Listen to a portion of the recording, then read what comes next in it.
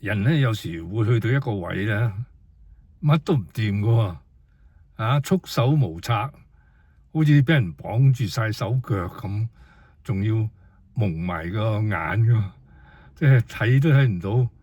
即係比如你遇到呢樣又唔掂，嗰樣又唔掂，做工老細成日都即係話你，喂，你再係咁啊，我炒你魷魚噶嘛，或者翻到屋企咧，唉，老婆又等住，喂，開飯喎，攞錢翻嚟開飯，哇，好多壓力㗎，尤其是而家咧，你唔好以為而家科技有進步又繁榮，哇！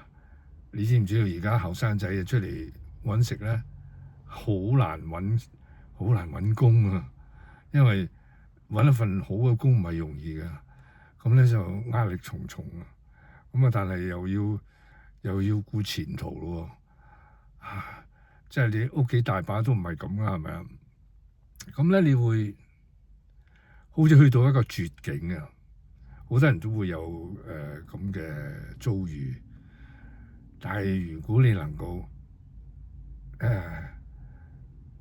啃得過即係話，即係你能夠有個意志力喺度，保持自己嘅實力，話呢樣嘢好緊要。